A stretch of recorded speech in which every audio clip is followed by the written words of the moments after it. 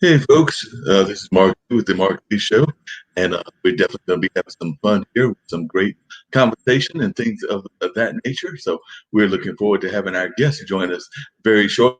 So hopefully they will be coming in the very near future. As a matter of fact, I see we've got one of them on the line with us right now, that being Jan Cromartie. So very glad to have Jan joining us here on this particular show, and it should be a lively conversation, expecting that we may have some other guests joining us also. So definitely going to enjoy some lively conversation, see what kind of things are going to be happening on this particular show. We are definitely excited about being here on this show and looking forward to some great conversations that will be had on a regular basis. So definitely looking forward to that. Hope that many of you will be looking forward to having the conversation with us on this regular basis. So definitely keep that in mind, and keep that in mind that we're going to be doing this show on a continual basis. Every week we'll be having some great music coming your way, and as well as some great conversations. So we'll be talking about music, we'll be talking about entertainment, we'll be talking about all kinds of things in our community. So we are definitely looking forward to that. And like I said, I am joined in the studio today by my man Jan Cromartie. Jan Cromartie is thinking about getting involved in politics, and a lot of things have been happening in our society, and a lot of things are going on that people are paying constant attention to. We're looking at things that have been going on. I mean, a lot of folks were having the protests here in Durham. The Durham protests were very peaceful, so I was very proud of my city. They definitely came out in support of many of us brothers that are out there. We know that we're tired of what's going on with the abuse that is going on by the police and things of that nature. So that being said, I was glad that Durham was definitely letting folks know that they were in support of the people that are highly upset about what happened in the death of George Floyd. So we definitely understand that. We understand the outrage around the community and around the nation. And then, of course, throughout that outrage, there have been some cities that have actually had fires and looting. I know that in Raleigh, they brought out the National Guard. In other places, they brought out things of that nature. So definitely, Durham was a very peaceful city in that regards. It was also great seeing a wide variety of people. It was definitely a youth-led protest from what I could see.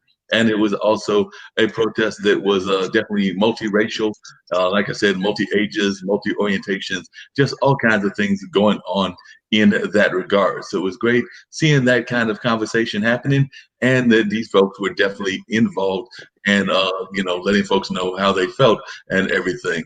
I am not a big fan of folks that want to have things going on in the sense of tearing up things and looting and things of that nature.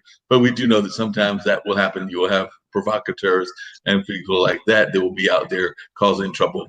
But definitely overall, things are going on. Of course, we are in the middle of the health crisis as well, the pandemic that we're here with. So that's going on. So we have the health pandemic, and also a lot of people are concerned about racial disparity. So a lot of things are going on here in the world. So that is one of the things that is happening. There's just so much happening here in the world. I know a lot of folks are definitely concerned about what is happening health wise, and concerned about the fact that it is impacting our community and impacting our community very severely. So that is going on as well. So there's just a lot of things that are happening in our society, and a lot of things that we can reflect on. But right now, I've got my man Jan Cromartie in the studio with me. So I'm going to bring Jan on and see if he can lend some insight into what he's got going on. Jan, can you hear me? Yes, I can. Can you hear me, Mark? I do hear you loud and clear. So, Jan, tell me some of your insights as to what's been going on. I was talking to our listeners, telling them some of my perspectives of what's happened. We do know Durham did have a protest on Saturday. I thought that it was handled quite well by the organizers of that. Raleigh did have some commotions and things that happened in the evening, and I understand that they're under curfew. So, what are some? Okay. All right. I want to thank you so very much, Mark, for having me here this afternoon. Certainly, there are many things that are going on, and I am so very proud of our Durhamites and Durham citizens that we had a peaceful protest. I was in attendance at that protest, taking a serious part in it. I was probably doing something I shouldn't be doing. I was doing a little campaigning, as I am running also for Durham County Soil and Water Conservation here. But getting back to the protest, we did tremendous. I am so proud again of Durham uh, having a peaceful protest, and hopefully that can continue and not spill over to be like Lutheran and Wake County. I don't want to attack how things were done there, but like again, I want to go back to how proud we are, and we did better than most counties across the state as far as keeping peace, being cooperative. I mean, exemplary behavior with getting our point across. So that was great. This system, systematic racism, it's been going on, as you know, Mark, for 400 years. So I'm probably preaching to the choir, preaching to your listeners right now that these are things that have been going on for 400 years during the civil rights time. And these officers, they're supposed to take these sensitivity classes, but those sensitivity classes, obviously, we being redundant about that. These things are ingrained in them. This type of racism is ingrained and it's innate in them. And if there doesn't be some type of solution, there are going to be some serious issues, historical issues in this country. Yeah, you're right. So right about that. Now, I've known you for a number of years, Jan. You decided to run for political office. I've known you to be an activist in terms of the Democratic Party and things of that nature. Tell folks that are listening that may not know your history as to why you are so impassioned about Durham politics, why Durham means so much to you, and why you want to be having this title with the Soil Commission and everything. So definitely give the people that are listening to us and watching us a little bit of a view of your life and what it's been about and how you got involved in politics. Because I don't even know, were you involved in politics when you were over there at Carolina, or is this something that you developed later on in life? So tell me a little bit about your involvement in politics. I've known you to be involved with the Durham Affairs and a number of other groups, but just share with folks how you got involved in politics and what the political landscape means to you. Okay, first of all, I started in politics really back in 1985 or 86. That's when Mayor Harvey Gantt from Charlotte was running for the U.S. Senate seat against Jesse Helms. And I did a lot of canvassing, knocking on doors, phone banking for him during that period of time. But I think it may go back as far as when I was younger, when Jimmy Carter was getting into office, and I was staying at my grandmother's, and we were waiting for the results, actually, Mark, from the election. And I remember at that present time, I had a tremendous toothache laying on her beautiful couch in my living room, and she gave me medication. And as soon as they had the results and Carter was victorious, believe it or not, I don't know if it was a miracle, that toothache from the excitement went away. Until this day, I'm 59. I had never had that toothache again. And I don't know if that motivated me. As a number of factors motivated me. And I got into politics, and I just have a passion for politics now. Got associated with the Durham Committee, a wonderful lady named Deborah Giles and Commissioner Brenda Howerton kind of introduced me there. I worked for them in the polls. Heck, you almost could say I was their campaign manager because I did the majority of the work. So I went from there. I used to work around Larry Hall, Representative Larry Hall, who's now a Democrat leader, former Democratic leader, and got in the Durham Committee on Affairs of Black People back in 2011. There, I think Reverend Philip R. Cousin was our chair at the time. I put my name in and submitted a resume and a letter about being the health chair for the Durham Committee. I ended up making the subcommittee vice chairman position for the Durham Committee. I eventually took over because a wonderful lady named Miss Wanda Waiters kind of got ill, and Reverend Cousins came out of nowhere and told me I had to take over. So I think I did pretty well, because if I didn't, I wouldn't have became chair the next time we had an election. And Larry Hall did my nominating speech, and I won that position. I had numerous health forums here. I recall you worked you still working over there at Hayti. I had a health forum over there. I spearheaded and organized that health forum. I, my vice chair, had a wonderful vice chair, and Dr. Richard Watkins. There, I had the Deputy Secretary of Health and Human Services, Mark Benton, to speak about Medicaid. He shared things with his Medicaid, and I had a young lady, one of the Assistant Attorney Generals, Jasmine McGee, to speak about the opioid epidemic.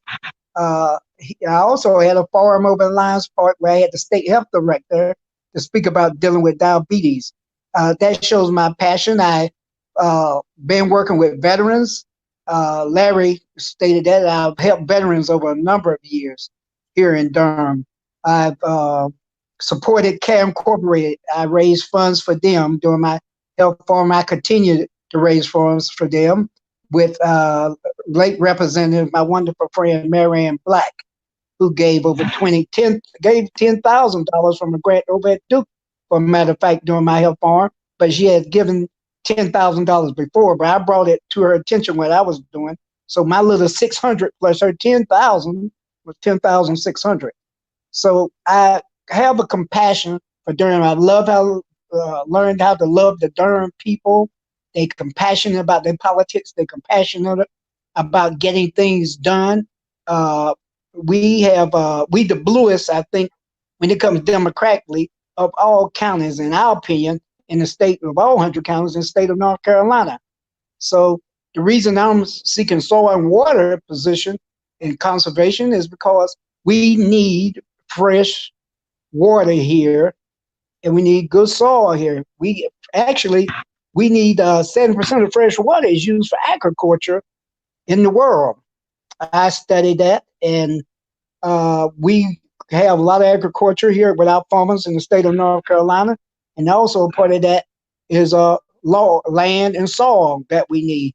I have concerns about us having, if anyone had read, it's been in the news about gas pipelines that North Carolina Department of Transportation have gotten together and put up a proposal to run gas pipelines along an American trail. And they did it without informing Durham officials. But from my understanding, I talked with Senator McKissick this morning. He said those gas pipelines are not going to be as damaging as people think they are, because he said they do not rupture that quick. And also, from my understanding, I spoke with another politician, that the NCDOT, they handled those rails. And as you know, that the American Trail runs through there, and that's where we do a lot of our recreation. People have property owners there and everything. So what was concerning me personally is that I was thinking something could happen to the citizens here, and it has happened before in the history. But I got a letter this morning in the mail from Natural Gas Pipeline Safety, and they stated on this letter, according to federal statistics, natural gas pipelines are the safest and most environmentally friendly form of energy transportation that is used today. So that was encouraging. Actually, I got this letter hour ago in the mail, Mark. So wow. You're definitely staying involved. There's no doubt about that, and it definitely sounds like you're very impassioned about running for this particular office and everything. I was just wondering, because you mentioned earlier your concerns about health and things of that nature, and I alluded to it earlier, how this pandemic is really hitting us and everything. And I know that's not directly related to soil and what you're running for, but I was just wondering some of your thoughts on what we're going through with the pandemic, and do you feel enough people are going around masking up and doing what they're supposed to do in our community in the sense of how we're handling this pandemic that we're in the middle of? So I'm just wondering how you feel the whole thing is being handled nationally, statewide, and particularly locally. But I was just wondering if you could give some of your insight into how you feel we as an area are doing in addressing this global pandemic that we're in the middle of. I want to see if I can use the right words to talk about how my wonderful city and county of Durham is doing. I mean, we're doing super great about how we are dealing with this, but there's a whole lot of work ahead here in Durham. We must maintain that peace. We can initially be peaceful, but we can't be stagnant. We have to maintain the behavior because of the outrage of what's going on here with black men getting beat down. We may trying to be seem like we might be extinct. So the attention is not just black protesters, white protesters, Asian Americans from all nationalities, not just in the United States. There are people in Sweden, Switzerland, Ireland. They having protests because they look up to America. And I saw this on TV about how they are reaching out and protesting. The only thing I don't appreciate, like, there's a way to protest and there's a wrong way to protest. You protesting and politics, it's kind of tough, but people just outrageous. It's been going on for, like I said, 400 years. So I think Durham, getting back to what you stated, how I feel about how Durham doing. Federally, on the federal level, I don't think they doing. I do not think they doing enough on federal level. And you know, it comes from our president in the White House that can't decipher anything, and attacking, going to point the blame towards other folk instead of the blame towards who has caused this issue here in across the United States, because people, as you know, they have a certain way of thinking. I'll say that mainstream, I love everyone. I got plenty of white friends, Asian friends, associates I talk to every day. But unfortunately, in most white folk mind is that innate racism that's ingrained in them. And I don't know how many sensitivity classes they have to take. They must have to take sensitivity classes for the whole 365 days for the year in the next 10 years to understand that this is not going to be tolerated here in the United States. Yeah, definitely not going to be tolerated. We've got to do a better job of that and everything. But I was just wondering, you talked about definitely the things that are going on with the police and things of that nature, but also just in terms of the coronavirus, do you think that we're doing a good job in our communities as well as throughout the state and throughout the nation in terms of tackling this very difficult health issue as well? Because I do know that while you're running for soil commission, that the health concerns have always been a passion of yours. Like you mentioned, you did run for that. You did help put together that conference at the Hayti Center, and you've done a number of other health-related things when you had that position. So I was just wondering if you could tell me how you're feeling we're doing in the sense of taking care of ourselves on a health-wise as well, not just the health of what's going on with the police, but also our physical health and the way that we're dealing with this very serious virus that is going around. Oh, great, great. Durham citizens are doing a tremendous job. I like basically some of the things Mayor Sure is doing down here in Durham. He's putting a stay in order, and he's making in effect, and he's doing different phases from what the governor is doing. And I think of all the, to be honest with you, of all the, I think I've heard, and correct me if I'm wrong, that as far as Durham is concerned, we're doing better than most of the counties in the state of North Carolina. And I got to attribute that to some things that Steve Sure is doing here. And I think I love what Governor Cooper is doing, because we maybe 2 or 3 out of 3 states in the country that are still going by phases, and he don't want to jeopardize lives here in the state of North Carolina. Most people about livelihood. They want to get out on the beach like you, Mark, and things like that.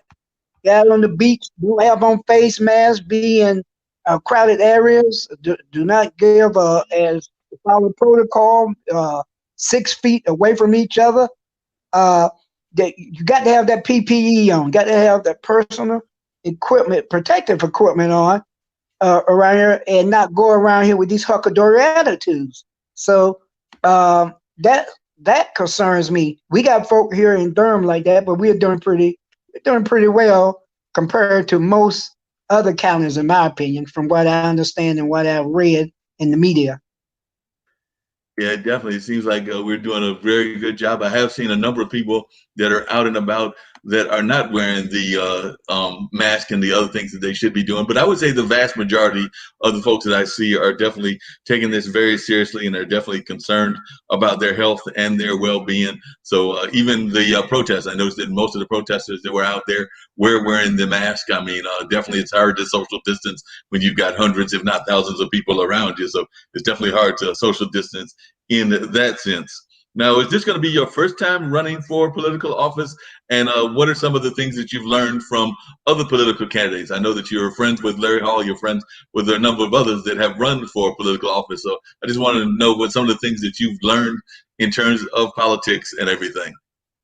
Well, I've learned from Larry. Larry is, excuse me, uh, I meant to say representative. I'm always calling Representative Larry Hall. He doesn't have so many titles, but he strategically get things done. When he got the uh, Democratic seat here, you know, he had to go to upon the Senate to get that position.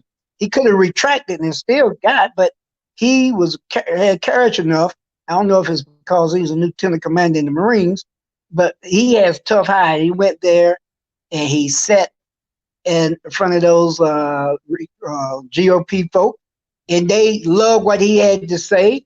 So they decided that they wanted him to be the representative. So and get that position that he got with the military affairs position that he has right now. I think Larry's the Secretary of Military and Veterans Affairs, and he's doing a tremendous job there, from what I understand. I hadn't had time to keep up much with him because I go be busy one way, he be busy the other way. We play cat and mouse, but he's one of my best friends. So there's certain things that he instilled in me, and I see how he go about himself politically, as well as Commissioner Brenda Howerton, who's trying to be on a lot of heat, and she does a lot of great things here in the county of Durham against some serious odds. And I don't want to speak on the odds that she deal with. We all know what they are, especially folk that should know in the Black community. So I got a lot of my political sense from her. Reverend Philip, our cousin, who's no longer here, he was a person that always weren't right about speaking his mind, but he speak his mind, he made his point.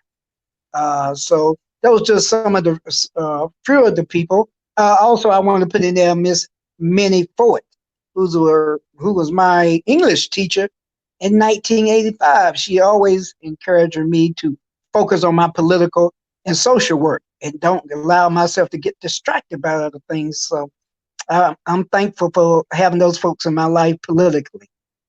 And they look like they're doing a great job and definitely keeping you very engaged and very involved and things of that nature. So that's a great thing that they are keeping you involved and all of that. So we're glad to see that they are having you involved in all of the things that you have going on. So that's a powerful statement that you made about some of the folks that are involved in your life.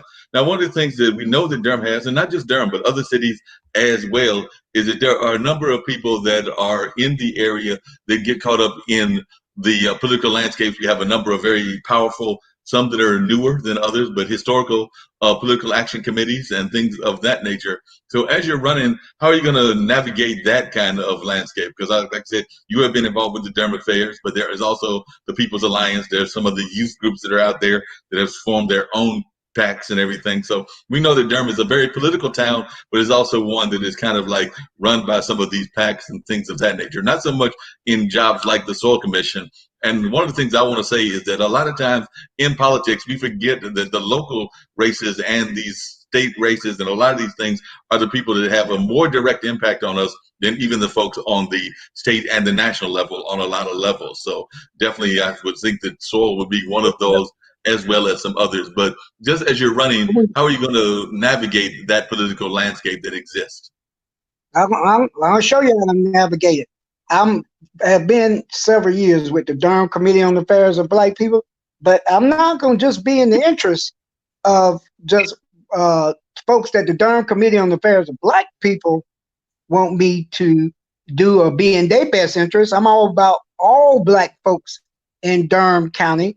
I'm not going to try to get caught up or be biased with any of these political action committees. I'm going to focus on the task at hand, and that is us having fresh water here. My folks not being polluted with any lead poisoning. I want to have good soil and land because, that land is, we have, like I stated earlier, agriculture here. And we got to preserve for our future generations as well as the present generation we got. So the buck starts now with those things. And like I stated, I'm about all blacks and about all people of color. And I'm putting them initially, I'm going to try to work on their problems and strategically find a solution. And I want to empathize with them. I want them to share with me their disappointments and give me some ideas of what they're looking for us to do, my colleagues and me, on the soil and water conservation. Sounds amazing. And when did you officially file, or when will the actual filing date be and everything? But I know you're very impassioned about it, but when will you actually be filing, or have you already made that filing happen already? Well, I'm working hard trying to stay a step ahead of whoever my uh, party that's running against me. I don't know who's out there, but hopefully people will support me. But the official filing, I thought it actually started would be this Friday, the 5th, but I've heard from another soil and water person that that would be the 8th. And I'm looking forward to filing. My political slogan, Mark, is real problems equal reliability. I'm reliability. Reliability equals real solutions. I will find the real solutions. I don't care what I have to do, get experts. I work 24/7, and greatest thing people know about me, like Larry Hall said, and stated plenty of times, is my zeal. I have zeal, I have energy. I'm going to fight. I will fight for Durham. I've always fought for Durham since I've been here, and it's not going to stop.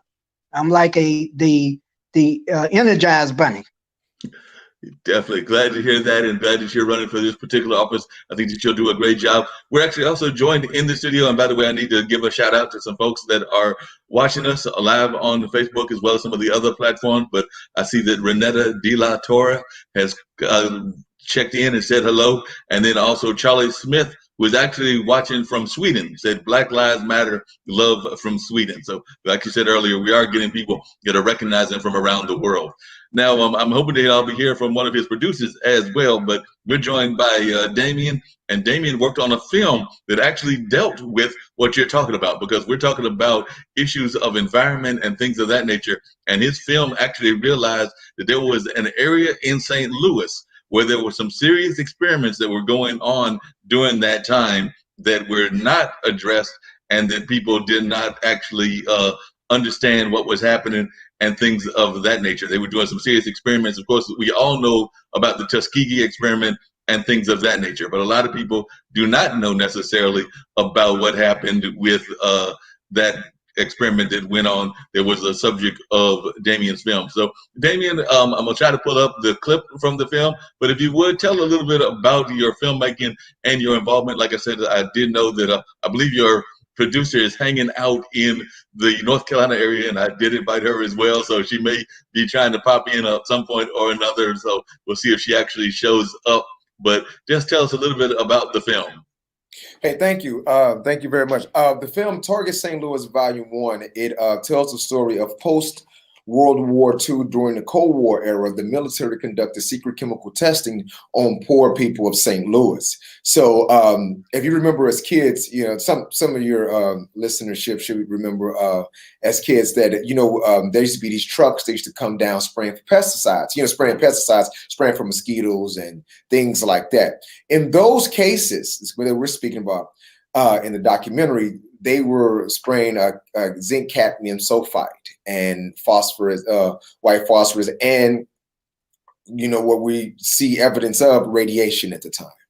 So, and this again was post-World War II, but it was going concurrent of the time of the Tuskegee experiments. So what was happening is that the government had two tests going at the same time on the most vulnerable communities of America. But people know about the Tuskegee, but this is what was happening in St. Louis, and those those chemicals. At the time, cadmium was already known as a cancer causing agent, so that was already known. And they were saying they were doing it under the guise of putting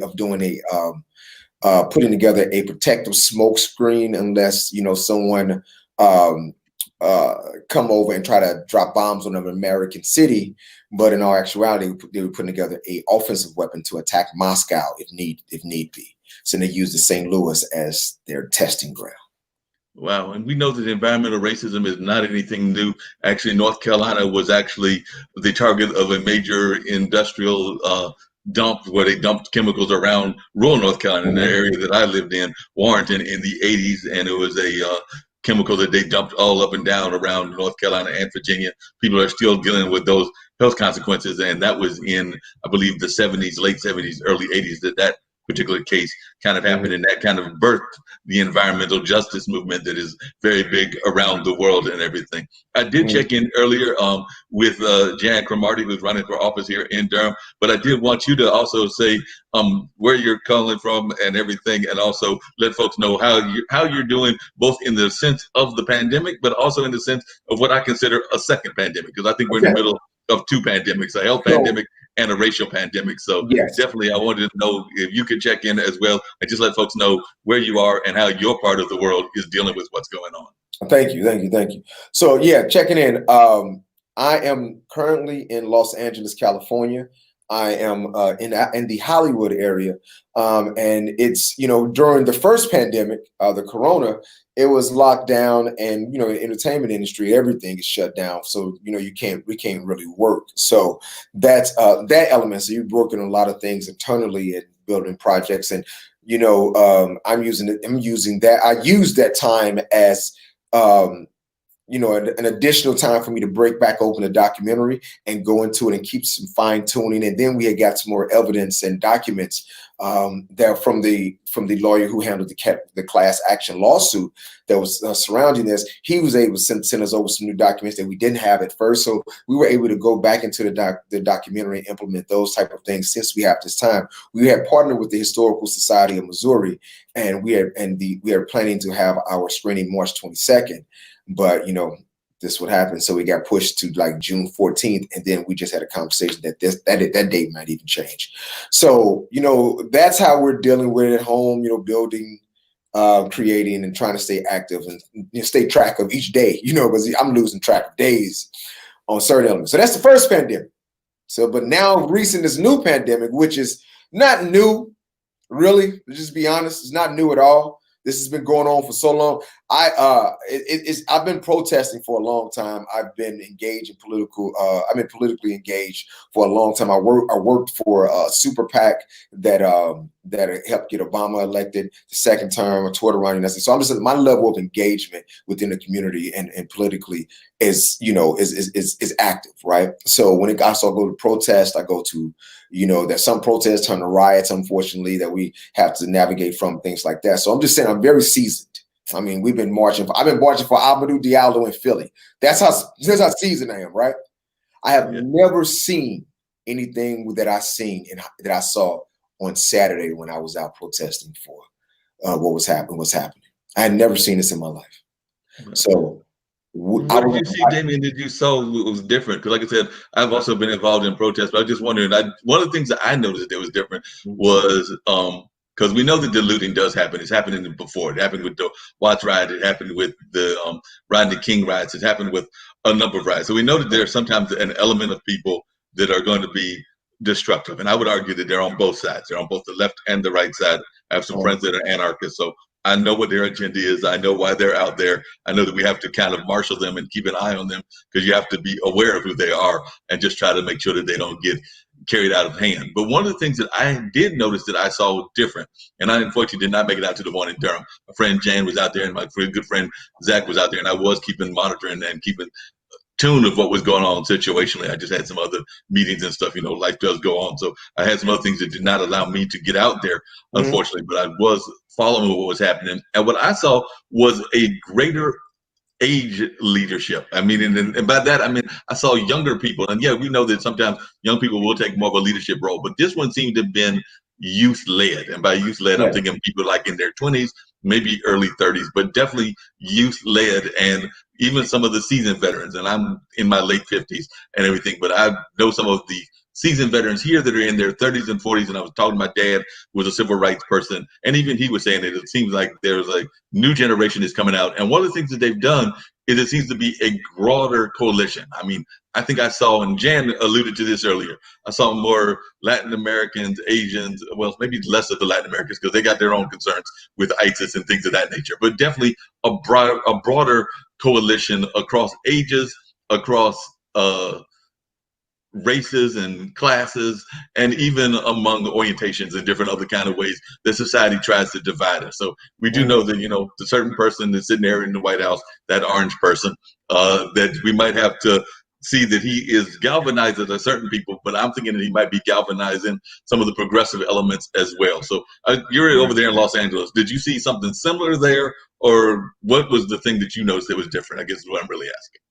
Well, that is, I can mirror that experience. It was a very multicultural protest, and I'm speaking about just the protest element, right? It was a very multicultural protest. I seen that it was definitely youth driven, but the cultures and the tactics were still the same, when it comes to the chants, the civil disobedience, but still peaceful civil disobedience. It was, at the most extremes was walking in the streets. And when we stopped people from tagging and doing things that would inflame the police and things like that, or make this situation something that it doesn't have to go. We were stopping them actively, right? But the thing that brought me pause, because I just had never, it just was just so new to me. I was walking down, we were on Fairfax. I'm on a bicycle though, so I'm on my bicycle, and I'm going up, and I'm going from the front and from the front to the end of the march on my bike, riding back and forth. So we're at the front of the march, where we're turning on Fairfax, where the first cop car was set on fire and all this stuff, right? So we're walking up there now. Everyone's turning to go back down, I'm assuming. And it was, very peaceful, very, everyone was chanting, they were taking pictures. It was a very healthy experience, that was going on. And then I have to say, if I wasn't there, I would be skeptical of it. But what I saw, then out of nowhere, a police car came edging down the street on fire, with smoke coming from the inside of the car, with graffiti on the side of the police car. And I'm looking at okay, so in situations like that get to that degree where it's a cop car on fire, there's an escalation. You know what I'm saying? There you see that some people are acting up, some people are screaming, some people are vandalizing windows, they're breaking things, they're profanity. The tension level is raised, everything is heightened. That's what you see when it gets to the point where you can vandalize a cop car and do something to the point of setting it on fire and doing graffiti on it. So I mean, you had time, you were motivated, you had all that type of stuff, right? None of that. Yeah, and I sometimes wonder also about some of the things that are targeted. I mean, I definitely get when we're upset at what the police have done, targeting the police vehicles and things of that nature. I mean, I'm not a big fan of vandalism and tearing up of properties and things of that nature at all. But at the same time, I get to some degree those kind of things happening. But it's when you also are in the community and you're attacking your own. Like I said, I noticed that yesterday there was a gentleman that was in Raleigh, and he owned a Black-owned business, and his business was vandalized. Yeah, no, I hear what you're saying. I'm sorry, I didn't mean to cut you off. That's not, I mean, I think my point might have been lost. It wasn't anything negative. It was all positive. So when that cop car came down, I didn't see anyone do anything to that car. And I'm right there. Wow. You see what I'm saying? I want to say exactly what happened, what I think, but I'm just telling you the facts. I'm right there, and then out of nowhere, I'm at the beginning of the protest because it's going from one side to the other, and I'm riding a bike from this side to that side to the beginning, and there's nothing. There's nothing in that sense that's there yet. So for that to come, that's what incited everything to go, because people start running away from that. So then when you start running, fight or flight kicks in. So you're either going to attack or you're going to so you're running, and then you reposition yourself, and then it started escalating with violence, and then it got really weird for no reason. So I really don't know how that happened. I know that I've never seen anything like that, and I've never experienced anything like that. And I've been around a lot of protests and march, and that seemed very, very weird and odd. It's almost like in some cases, some of these things may even be, I hate to put it this way, but I'm just going to put it out there and put it bluntly, that some of these things may be planned by certain forces that are trying to disrupt the protests. All evidence lead to that. I mean, if you have, and listen, I welcome someone to show me a video of that person attacking that cop car and setting it on fire and spray paint, that particular one. If someone comes up with a video and show, hey man, see, you missed this, I'll be like, wow, that blew my mind. I don't know how I missed it, but I'll accept it. But until I see that, I'm just going to tell you what I saw, and it just tripped me out, man. It really tripped me out. That seemed very, very intentional and out of the ordinary for the tone of the protests that was happening. But I do know that you also need things like that to escalate a situation, so for certain tactics to be enforced. I do know you need provocation. I do know that. You see what I'm saying? So it's a strange time. Yeah, definitely. You need those kind of provocations, and you need things like that. And I mean, I've actually sometimes even, and we know historically this happened, but sometimes if you bring the National Guard, and we had the National Guard come to at least 2 of our cities here in North Carolina, that also will intensify matters, because I mean, they're going to come with a different kind of vehicle and things of that nature. Mm-hmm. One of the most positive things I saw, and I forgot who sent it to me. It was sent to me by a friend or an acquaintance through, I think YouTube or Facebook, mm-hmm. was a thing that I saw that was actually the opposite of that, which was very powerful. And it was the opposite of that, which was that the protest, I want to say it was in Miami, and literally the police took the knee. They basically like kneeled down to the protesters and were basically like, look, we respect what y'all are doing, and we're not going to do anything. So they basically did like Colin Kaepernick kind of move of basically taking the knee. How did that, I mean, I didn't see this. So how did that protest go? From what I understand, that actually was one that was a little bit less violent, less of the things. And I think part of that was because of the way the police handle it. The police handled it by basically giving respect, saying that this is what we have going on and things of that nature. So definitely, I think it was a much better situation and all of that. So I definitely want to bring Jan back into the conversation as well. But I see that we're joined by your producer, and I'm going to try to see, and Ankin is usually my producer, hanging out and helping me with these things. So I'm going to try to share the screen and see if we can get the clip of the film up. We were talking about that earlier, but I'm going to see if we can't pull this off. So we'll see how good I get to be on Chrome tabs with pulling this off. So let's see if this actually works or not. All right, we can do it. I believe it. You got faith in me? I got faith in you. We're going to see if this works. Won't he do it? I see Charlie Smith, Black Lives Matter from Sweden, is up there. That's dope. Yep. Sweet.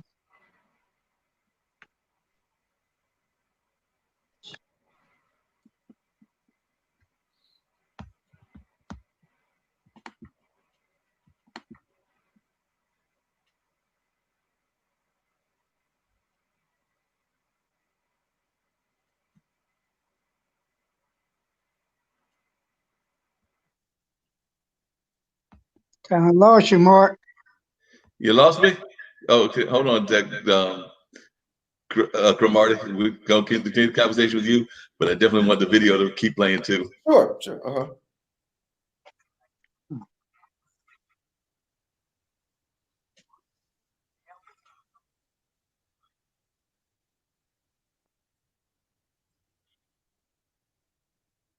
How you holding up, man? I'm well. I'm well. How are you all? Oh, It's fine. nice, nice. Greetings from the United States. And I'm sorry. greetings to the West Coast. Oh, greetings to the West Coast. Appreciate you. I can see I couldn't see your face down there. Charlie is covering you up. Yeah, I'm Mr. Cromartie. I've been in the service for 6 years, and I'm a politician running for soil and water, bruh. You're all doing some great things over there on the West. Oh, wow. Thank you, brother. Thank you very much.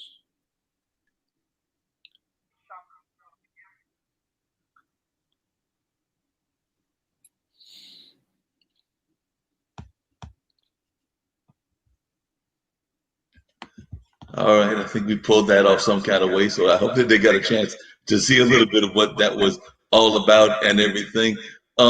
If you would tell folks, and I'm gonna bring Emma into the conversation. Um, we were talking about St. Louis, and I definitely mentioned the environmental racism that exists throughout the country. And I actually need to turn that volume down a little bit. But that being said, tell us how you got involved in the project. We were talking to Damien, but I'd like to hear how you got involved in the project and also your assessments of St. Louis. And I tell Damien, I think that Bruce told me that you snuck into the North Carolina area. You know, you were doing this project between St. Louis and everything, but I think Bruce told me that you snuck into my home state. Yeah, so I am originally from Durham, North Carolina, and with this, whole pandemic, I ended up coming back home, and I'm with my parents. So I was like, let me come back here. But I lived in Los Angeles, California, for the past 3 years. For the past 3 years. It's all the timing is all over the place. And that's where I met Damien. We met through a film festival called ABFF, American Black Film Festival. And we just stayed connected. So through that, he was like, hey, I see that you've been producing events. Would you like to, be a part of my project? Because it is something that I was trying to get into film, TV, and film producing. So I said, yeah, let's just jump right in. And I've been loving it ever since. I truly love documentaries. It's on its own. That's something that I definitely watch myself. So being a part of it, mostly in post-production, because I already came in after the film was already shot. Outside of a couple pieces that Damien did go to St. Louis to pick up, I worked on that production for that virtually. But I've just been all post-production editing sessions, making sure that we have different people, linking Damien with different people, making sure we have PR on the side. It's like every aspect of the post-production and social, that's what I've been doing. So it's been pretty good. I'm really enjoying it. I didn't know that much about St. Louis before I started. I've been to St. Louis, but it was only when I was young. So now I'm seeing this side and getting to know different people who are natives of St. Louis. It's been really cool. And Damien's a great person. It's like you would never even think he's from he talks about St. Louis, but he's lived. I'll say, let me get that correct. He's lived in so many other places. It's just kind of like, you from St. Louis? I'm thinking he's from, the East Coast like us, but he reps it hard. St. Louis Cardinals. I will not get off the phone without him talking about that. I'm truly there, and I can't wait to be able to go and visit again after all of this is over, so we can have all of our film releases there. So I'm excited about that.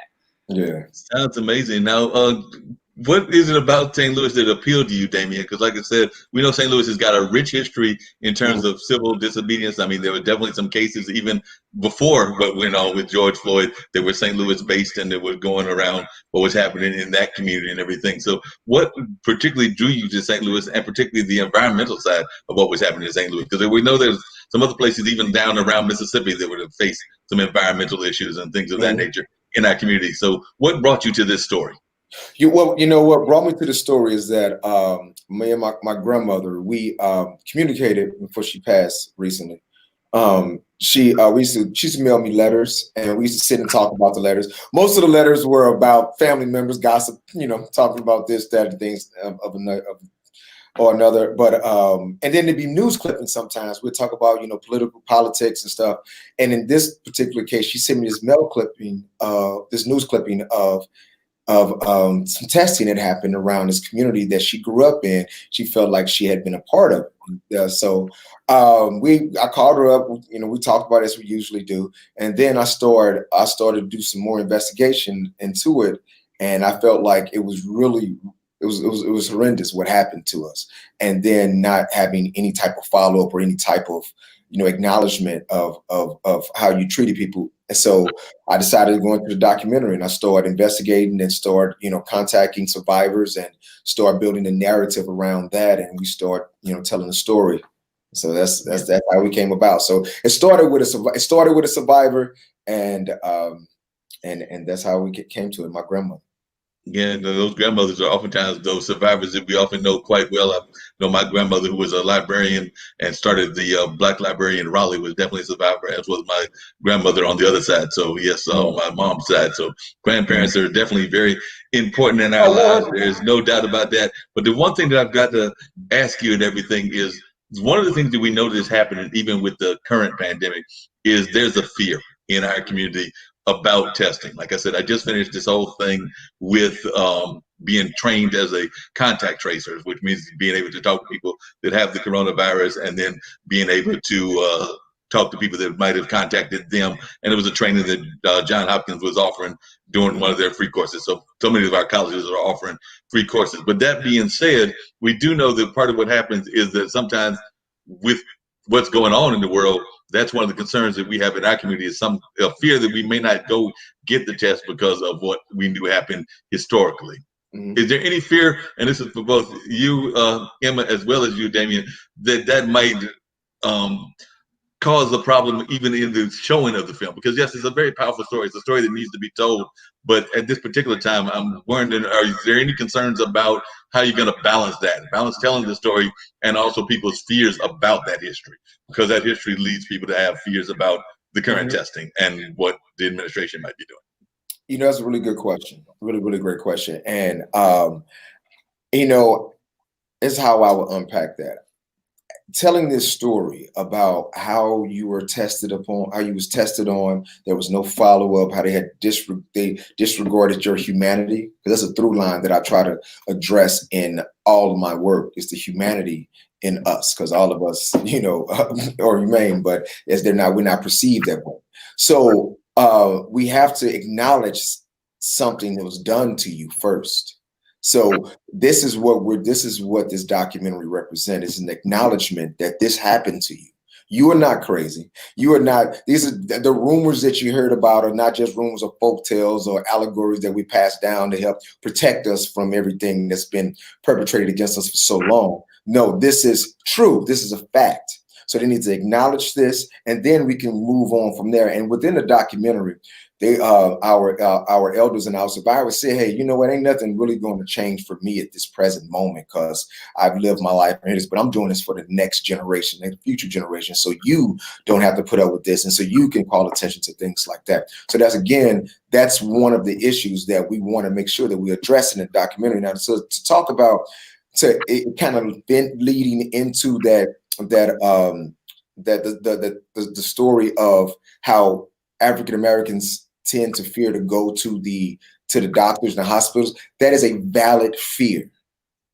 So I want to make sure that is a very valid fear, and I understand. And documentaries like Target St. Louis Volume 1 is bringing to light what happened to you is real. So it's not just in your mind, like kind of racism. You can still be a racist. Just call it, just say it's racist, so we can stop thinking that we crazy. You ain't got to change your tactics, but at least acknowledge it. At least give us peace of mind, because peace of mind is priceless. So because when you have peace of mind, you can move in different places. You can build foundations because you're at peace with this. So now you can act out accordingly. So I think that's the first thing, and I think that's why we need documentaries and tell stories like this. These things happen to you, and we're going to acknowledge this, and then we're going to go from there. But first, we have to acknowledge that you did this to us. Yeah, it's been even interesting watching the way that the protests are handled differently, because we've seen how the protests that were done by the open the states kind of protests were done. I mean, those folks were walking in with AK-47s and everything else, and walking in with all kinds of equipment, or even not even the protests, but the big gatherings. I mean, here in North Carolina, we had people going to NASCAR. I think this weekend they did a NASCAR race. I know last weekend definitely they did one, and it was not given the same kind of reaction as our protests were given, even though they were a lot more volatile in my sense of what they're bringing to the table of the activities. group than what we actually saw among our community. Like I said, our community I saw was a very diverse group and everything. And yeah, there might have been elements within that group, but I just thought it was really interesting the way that these two groups were treated totally differently within of a couple of weeks. Mm-hmm. Yeah, it's. But I mean, I'm sorry. I feel like I'm monopolizing. Someone else, please. No. I totally agree. I think in terms of this documentary and COVID and what everything is happening, that this doc will show, you know what, these things have happened in our community before. So we need to make sure that we actually speak out, that they targeted St. Louis because it was a community that they didn't think people were going to talk about it. They didn't think people were going to say anything. And Damien is now saying stuff who is the next generation under after all of it has happened. So we also look at COVID and the rates within the African-American community and with minorities, that it's rising in those rates. And the fact that we already have, as a Black community, different problems that will, allow us to have COVID even more. I don't know if that was the right terms of that. It's just kind of like we have to make sure that we're not just sitting back. We're not just allowing them to say, we need to know where these testing centers are. We need to know how can we be able to, work from home at our place. How are we getting the stimulus check? How are we getting the things that we need? We need to make sure that as a community, we're speaking out, because as in Target St. Louis, they did speak out. They didn't say they said what was going on when things in areas were being sprayed, but nobody went to anybody. Nobody said stop. Nobody said, what are we doing? So we need to make sure that now. What'd you say? No, I was saying, and just to adding to your point, and in St. Louis, they intentionally did not tell the population that they were doing this test. I mean, this is by their own documentation. This is not like me just making this up or Emma just pulling this out of, a press release somewhere else. No, this is their own documentation that said they intentionally didn't tell the people of St. Louis. Yeah, so we definitely need to, as of now, as a people, need to make sure that we're, speaking out and we're saying, hey, this doesn't look right. This doesn't seem right. Why don't we have testing centers here? Or why don't we make sure we peacefully protest? Or why don't we make sure we're going out and vote? Like, we have to make sure that we say something before something like this ever happens again, Yeah, because like I was telling Damien earlier, it's happened before. I remember growing up in Warren County where they dumped serious chemicals all up around Warren County and Southern Virginia. And that was done in like around the late 70s, early 80s, at the time that my folks had a community radio station that was on. So I remember them being at the forefront of this kind of like reporting about this. And like I said, told him that created what they now call the environmental justice movement, which is now ready to go on about 40 or 50 years. But it was that particular dump that created that movement. And I mean, there have been other environmental protests, but when we say environmental justice, it comes out of that rural area. There was definitely a very minority area, predominantly African American, a large Native American population as well, but definitely minority groups that were there. There might have been even a slightly growing Hispanic population at that time, but definitely there was a minority focused area. So it's just been amazing seeing that. And you both brought up the importance of elections. Like I said, I got my good friend Jan Cromartie running for a local soil commissioner office and everything. So it's very important that we have these kind of things happening where people are being realizing that it's important, even with what y'all are talking about. We need to have people not just on the national level. Yeah, we need somebody to take out the orange man in terms of not having him in the White House for another 4 years, but we've also got to find ways to actually engage our local politics as well. Yes. Mm-hmm. That's where it starts. A lot of people don't think like, oh, I just need to vote for the president. It's like, no, the reason why these riots are happening now, I know we're not even talking about Target anymore or TV or film, but it's like the reason why these riots are happening is because our local officials aren't really for us, at least not all of them. It's like we need to make sure that we're electing our, North Carolina people, our, Missouri people, our California people to make sure that these things don't happen and we're all on the same accord. So when, the US government wants to come in and spray something and they start talking to our leaders of the city, they're going to be like, no, we're not going to do this to our people. So we need to definitely make sure that we get out and do the things we need to do. I know they have absentee ballots because of COVID-19 for people even in the state, or even in the city. So we definitely need to look into that as well. Yeah, because I Excuse know me, that's one of Mark. the big conversations they're having is about voting by mail and things of that nature. They're definitely looking at that possibility. I'm actually a fan of that because I think that we need to find ways to have a greater democracy. But then again, I'm also a fan of us eventually getting a third party because I'm not too convinced that just Republicans and Democrats is enough. We might need some third party stuff going on. Hey, Yes, I'm sir. with you on that, Mark, brother. I need to touch. I want to touch with you just a moment here. Excuse me, Damien and good lady.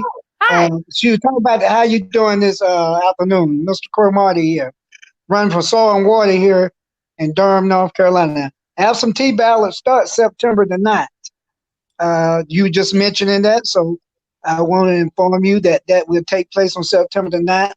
Think everything possibly going through email now, and I want you guys to, whoever you may know, your colleagues and friends, hopefully they will put their support behind me. I'm, like I said, soil and water, conservation here, got to have fresh water for agriculture, at least 70% of it in the world, and land, and got to prepare for, preserve for our future generations. And that's what I'm all about. My campaign logo is real problems equals reliability, which is me, equals real solutions. So keep me in mind, and I am not a crook. Now, I love it. Yes. All right. We appreciate you there, and definitely running for that office and everything. But so you're open to that possibility too, because I'm a big fan of us getting rid of the electoral college as well as possibly some third party candidates. Yeah, definitely. I definitely appreciate the third party candidates, man. I've been a registered independent since 2002. Yeah, so we definitely got to figure out your vote should matter. Your vote should count for something. So you have to align with the people who are aligning with you. I love my independence. Love my independence. Mm-hmm. Yeah, we gotta have that independent voice. That is very true.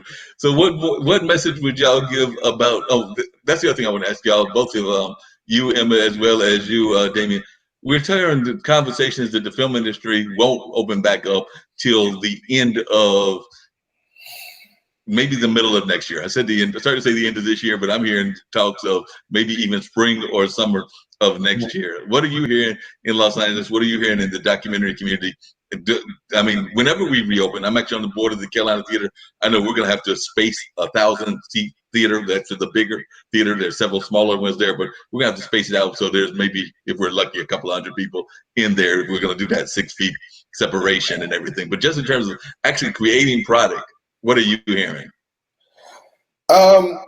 You know what, man? It's one of those situations that it's so uncertain. People, any policy or any plan someone put in place, everyone's going to shoot it and criticize it and shoot it full of holes, and then the next one is going to be presented. So I don't know. We really just don't know, in my opinion. I've heard that everyone's waiting to see what Tyler's going to be looking like, and he's saying he's planning on opening in July. Again, that's what happens when you're an owner. You know, you can do what you want when you want to do it. So if your state is allowing you to do, you can do what you want. So Tyler said he's going back in production in July. So I think what the industry is doing is going to take a step back and see how it turns out with him and using the. I want you to see the parallels using him and his productions, those people of color, as a test pattern to see how it's going to work out. You know what I'm saying? So that parallels with Target very easily. But that's what's happening. I know production is shut down. And because there's a lot of protocols being put in place, wearing masks, gloves. Some people, they don't know if that's going to work. Then they want to see if you want to quarantine the actors for at least the actors and production for at least 2 weeks before we go into shooting. Then that costs a lot too, because it's per diem, that's contract.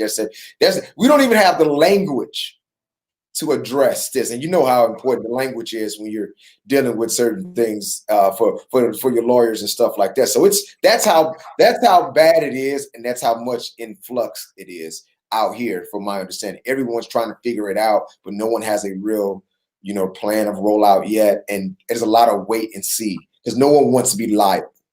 So that's the big thing. So yeah, I'm thinking July, August. But the ramifications and repercussions of this is just so crazy to me. Like the Emmys, Oscars, all this is done. No celebrate, because all those are celebrations. Right. Yeah, so you get a bad taste to celebrate right now. You know? It's just like, why? It's like, who knew that this was really going to happen and that it was going to be this impactful when it first started? People were like, oh, it's just going to be 2 weeks. You know, March will be back open in April, and now it's June, and it's like, yeah, 2021 is what it's been looking like. But I've been fortunate to be on the back end and in front and behind of the camera.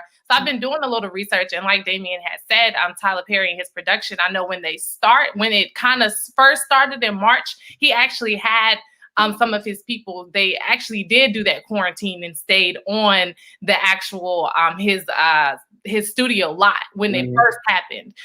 So that was something that I know a lot of people were like, oh, we're about to be here for like 2-3 weeks to finish filming out that.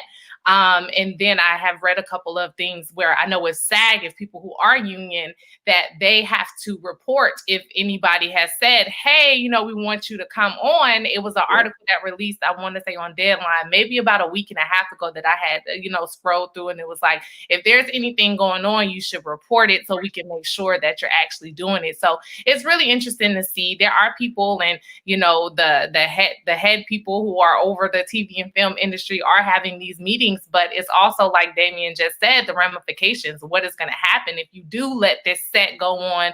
We don't want to have, you know, the main actor getting sick, and then that's a whole nother lawsuit right there. So we have to figure out what is that, you know, that verbiage. What is it? I know I actually was on a very small set for a social media commercial. It was about 7 people, and it was like, you know, social distancing. You come with your hair and makeup ready. The camera will be here. You stay over there. I literally stayed in my section. I walked to my point of line. They told me what to do, and I went back to my corner. So it was very interesting. But that was something that I had to figure out. Am I going to actually do it? But we talked before. Everybody said that we're going to do this. They had masks. They had hand sanitizer. We had gloves. You know, it wasn't any crafty. You know, it was, you come in at this time, you get out in 2 hours. So it was very interesting. But we'll see, especially just how you said, about, you know, the Carolina Theater. How are we going to do theater anymore? How is Broadway going to work? How is that going to work? People love that. And it's just kind of like, these are lives. This is the whole industry that people live on and thrive on, that you see, we're binge watching stuff. We're not going to have nothing else to binge watch. Yeah, running out, right? It's not doing it. So it's really a conversation that is just like, wow, I'm not really sure what's going to happen, but we'll see. Even on the event side, it's going to be interesting. I know you've done some event management and event planning kind of stuff, and even that's going to be interesting. I've done that for decades and everything. I mean, most of the festivals here in Durham have been pretty much scratched for the 2020 year. There is no Eno, there is no Bembe, there is no Juneteenth, so a lot of those have been scratched. I mean, I expect the others will be scratched. I don't know that Centerfest is officially announced, but it's around the corner. It's in September, so I doubt very seriously that it will happen. So a lot of that is being turned out, and that's not going to be happening. So that's going to be really interesting. Now, a lot of what's happening is these kind of like virtual events. I know that I'm friends with Srinath Vasan, who's a New York digital innovator up there in New York City. He does these regular COVID talks and stuff like that. But he just did a major, I think, tens, if not hundreds of thousands of teachers that was organized by some people in the Canada area and everything, the T4 conference, but it was strictly an online conference. I mean, everybody was attending online. So I think that a number of these kind of conferences, and he had done some others that were like that. So I think we're going to see a lot of online kind of events, which doesn't quite have the same impact. I mean, like, I don't know that I'm a blues guy, and I've seen Buddy Guy live a couple of times. I've also seen a couple Al Jarreau, who when he was around, live a couple of times. Even seen some of the hip hop artists, but seeing them live versus seeing them, you know, on a computer screen does not have the same impact. It's going to be an interesting situation. I mean, that's a conversation that Emma and I got to have soon about, you know, about the screening. About our we're going to have our friends and family and crew screening, because you know, everyone that worked on it and people who want to check it out, and then we're gonna have our premieres, and those 2 screenings are in person, and actually you make a presentation at those screenings too. You know, this is your coming out party. So you try to each screening I've ever had, I've tried to have food catered, drinks, presentation beforehand, usher into the evening, wrap out, cocktail, something to elevate the experience, because we all know how important the experience is when you're viewing something. So now it's all new rules now. So I'm really trying to find a better way to engage and elevate an experience with people that might have to be online. So it's just a conversation. It's no one wants it. I was on the set. I've been on the set that what she just described is that 6 feet away. Only thing we had was makeup, is because that makeup artist had some special effects that was needed. And those glove, big shield, all that element. It was hair was come as you are, whatever the situation is. But yeah, it's a game changer, especially for this. But what it is going to do is lean it out though. So when you start recognizing excess, that's where the independent filmmaker has an advantage. Mm-hmm. Because we're so used to moving in such lean spaces, because our margins are so small on how we got to make sure this is most impactful for what we're doing, is that we're in that mindset already. And but a lot of these bigger organizations and studios and stuff like that, they don't know what to do. So they're going to have to try to learn what we've already known for a while. Agreed. And there might be some major shakeout that goes on, because I know even in the podcasting world, the guy that one of the main producers of this show, in terms of the IBM TV network, he's always talked about the fact that there's so many podcasts out there and so many things. He has a thing called Podcasting Thursday, but he's talking about the fact that those of us that have done it 5 years, 10 years, we'll probably be in the game for a while, but a lot of other people will probably fall by the wayside. And when you got the health issues and some of the other issues that we've been talking about happening, that makes the falling happen even quicker. So I think we're even seeing that on the corporate level. So you're right. There might be even some less studios around and everything. I mean, we hope that the big boys stay, but some of them may not make it. Hey, you know what? Hey, in turmoil and in times of uncertainty, for the independent thinker and the independent filmmaker, I mean, that's an opportunity there. That's all I'm saying. Agreed. Yeah, definitely. Emma, from a PR standpoint, how has this whole thing changed your mindset, just in terms of how you approach PR? Because I mean, we're also seeing a lot of our press also falling by the wayside. Like the black press, some of them, like we just lost the Carolina Times right here in Durham, in terms of the publisher passing away. I know there's some people that are trying to keep it alive or keep it rebirth it or something, but for now, it's at a stagnant level or whatever. So. Yeah, it's interesting. I do freelance PR with of course 4910 and Target St. Louis, and I also do a couple of other freelance projects as well. So with 49 has been interesting because a lot of our things are in person and it's screenings and hey, can we have Damien on this TV show, this network? So in terms of any of the writers getting their information or articles, that's great.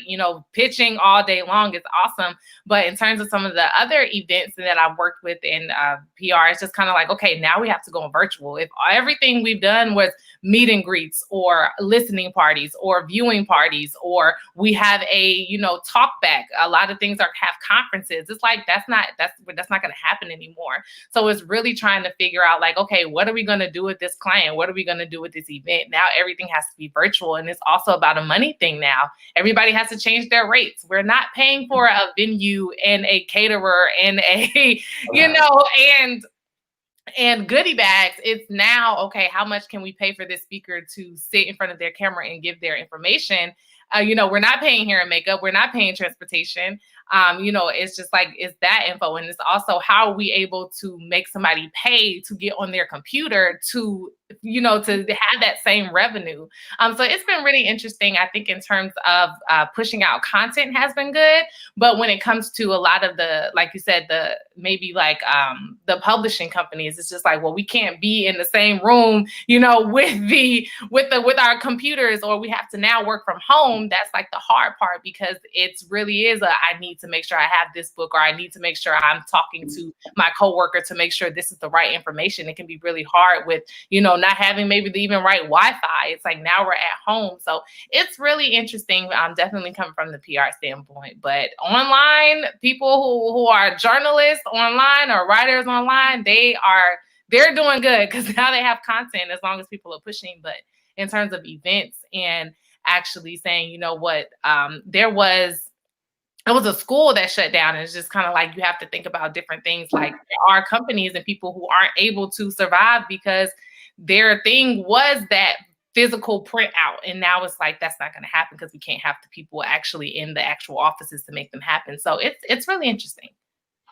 Yeah, and even the education, as you just alluded to, that's totally changed because I've talked to several friends of mine that are professors on the university and college level, as well as some that are teachers on the grade school level, and they're all talking about how this is going to totally change things. I don't know whether either of you have kids or not, but they're talking about that the kids may wind up having to go to school for half the time in the physical building, half the time off of the campus, and doing it online. They're talking about different kinds of limitations on how many students can be in the classroom, and some of the students are already having a hard enough time staying engaged the old-fashioned way, and now we're going to give them even greater opportunities to be unengaged. Yeah, that whole, like I said, education, that's a whole nother topic. And I'm also passionate about that. I'll really hit on that because we also have to look at now, as a lot of children go to school for food. A lot of children go to school to get away from the craziness at home. And now we have at home problems even more because we're stuck at home and the children don't have that person who they can lean on, that counselor or that teacher or that best friend. So it's really interesting. And then like we already have overcrowding in a lot of our public schools and a lot of the public schools that are filled with Black people. We still have segregation in our schools, and a lot of people don't realize that for some reason. It's just like, no. So it's just kind of like, how can you go from a class of having, you know, maybe 50 people in one class to now it's only 5? It's like, where are the other 45 going to go? You know, we have to now restructure our school system. And then you also have to think about kids who are at home. Do they have Wi-Fi? Do they even have a computer to do their homework? If you are a public school student, a young Black girl, some young Black girls in Durham don't have a computer. You know, it's like I have friends who grew up and it was like, hey, can I come to your house to do my homework? It's like, cool, yeah, you can come over. It's like that's a reality for a lot of people. So we really have to think about that. But yeah, okay, I'm done with that. No, you're absolutely right, and that's something we've got to deal with. And a lot of that's very serious and something that we have to think about on a regular basis. We've actually got Gary to wind up the show and everything, but I've definitely enjoyed having both of you on along with my friend Jan Cromartie. But just a couple of things before we get off and everything. For those of folks that are listening that are thinking about getting into either film or PR, what advice would you give them? And also, I'm gonna let you. It's a platform. It's my platform. So I'm going to say, if you could give some advice to the Orange Man, what advice would you give him as we're dealing with these racial pandemics and the other pandemic, the health pandemic and things of that nature? So we'll start with the easier one, which is advice to our peers and everything. Then we'll go to the harder one. Ladies first. Yeah, I'll go first. So anybody who is, I would say, interested in PR or interested in, you know, producing or just getting their feet wet in either industry, it's more so reach out to people, send an email, research different companies, because people are looking for people who are able to work from home. People are looking for maybe an internship if you've never done it before. If you're a college student and you just graduated, or you're a high school student and you want to have it, people are looking for a little extra help. So I would definitely say contact people. Research, do your research, and just contact your friends. I'm all about networking across. Issa Rae had said it. It's like, you know, network with the people who are around you. You don't necessarily have to go for that higher celebrity. It's like, what is your friend doing? What is your sister's friend doing? What is maybe your old classmate doing? So I would definitely say contact different people. Yeah, that would be that. And we'll ask the second question. Well, go ahead. For filmmakers, I think this is especially at this present time, this is the best time to just pull out those cameras and shoot something. Write a story. Like I remember I did a movie, and it's a movie named Second. I did it in 2 days. Yeah, was it 2 days? But yeah, I shot it in 2 days, and that film did very well for me. And it's just because I had equipment, because I was working on another production and I had a whole bunch of equipment. So I was like, you know what? I wrote a movie one day, shot it the next day. So, and then we edited throughout the time, but we got it done and got it done. So use what you have at your disposal and make something happen. Create. If you're a creator, just create. Creative people create all the time. Keep on turning out, keep on expressing yourself, keep on being engaged. and don't become numb to the situations around you. Be a receptor, receive everything you can, and use that passion to funnel what you want to do and direct it in the right directions, telling your narrative and the stories that you feel need to be out there. Cool. And what words of warnings or whatever would you give to the people on the up there in the White House and all that area, as well as just to the community at large? Real quick, get out the way. Just get out the way. You're in the way. I'm telling you right now, this is part of the death rattle of racism. It's changing. Generations before us cared less, but behind us care less. Behind them even care even less. So this is the establishment trying to hold on whatever, the steering wheel that they can right now, because they see it's a whole bunch more hands on that steering wheel, and there's a lot more colors. So they have a tactical advantage right now, and they're trying to use it, but it's bubbling through and it's streaming through. So if you just get out the way, I think some of the biggest fear for the establishment is that people are going to do the same thing that you did to them. I think that's one of the biggest fears that you're fighting up against without addressing. You feel that we're going to do the same thing to you that you did to us. I think that's that's a motivating force. It's interesting you said that, because I read this quote. I think it was on Twitter, and it was a young lady.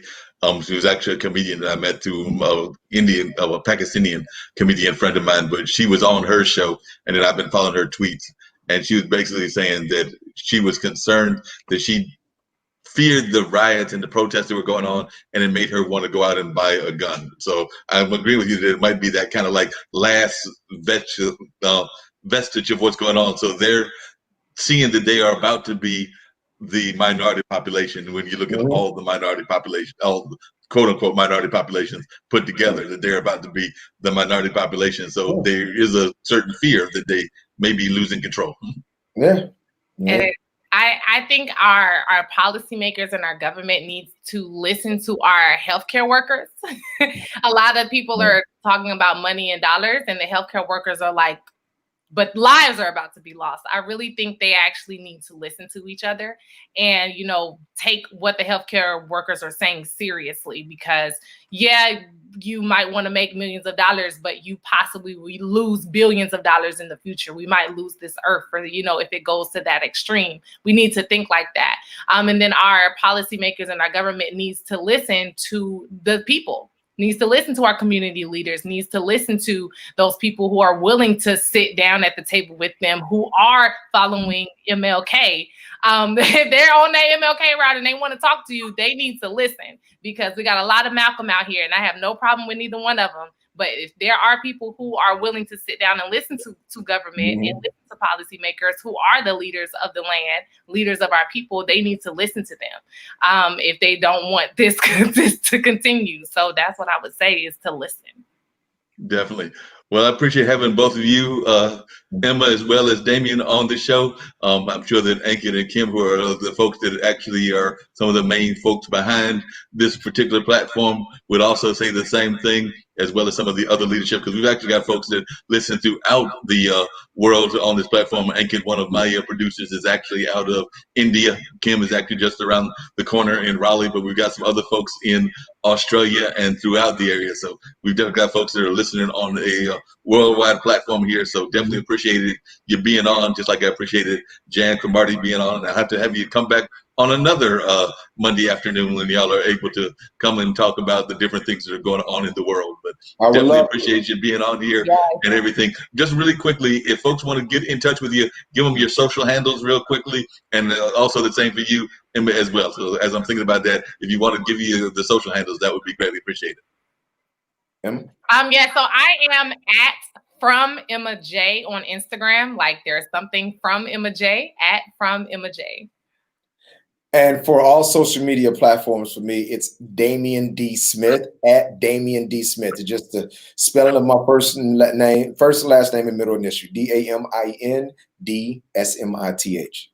And you can follow us. And also, you can follow us at 4910 Rosalie www.4910rosalie.com. And what that is a portal where you can see all the projects that we have in development.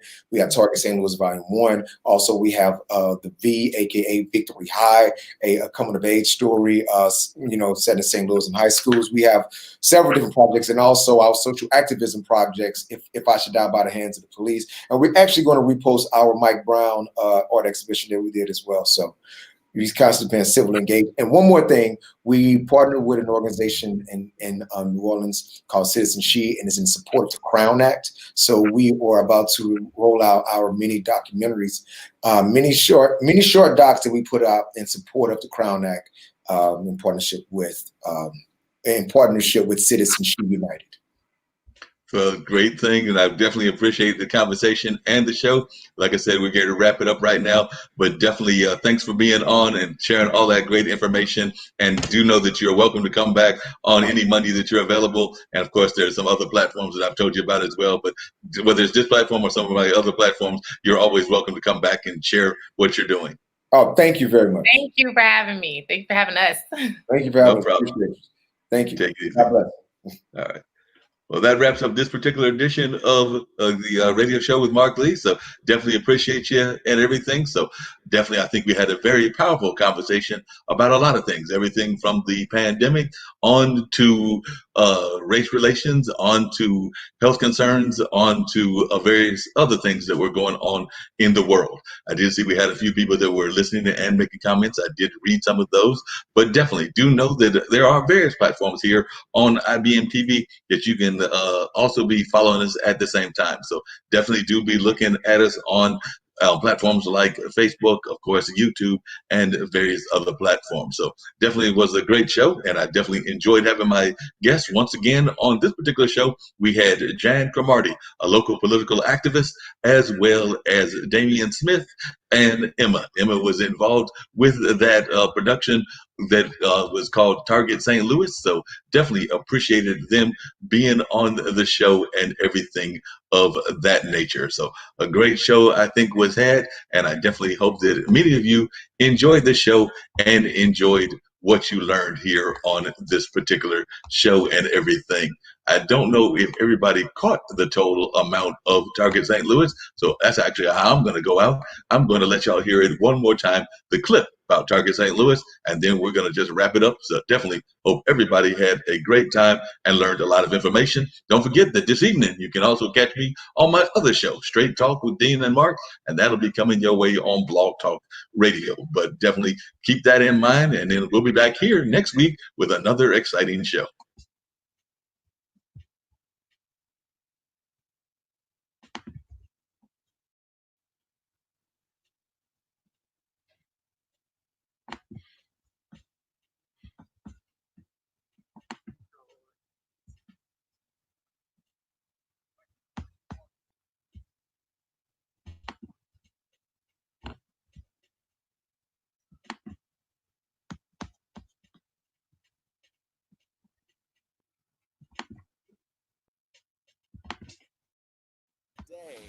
This is where most of the testing happened back in the 50s and 60s. People living at the complex. This next story is so unbelievable, we didn't think it could possibly be true. Our I-team has learned the United States military conducted secret tests on thousands of people in St. Louis. 10,000 low-income people, and according to research that will go public today, this is where most of the testing happened back in the 50s and 60s. People living at the complex unknowingly inhaled this compound morning, noon, night, so the government could measure its effects on their lungs. And it was for a purpose. In 1953, Congress indemnified private contractors who were connected to humane subject studies. A black man from down south is only go certain locations. There was some strange going on. We had no idea what it was, other than the fact that we were told at some point in time that they were spraying for insects, mosquitoes, and things like that.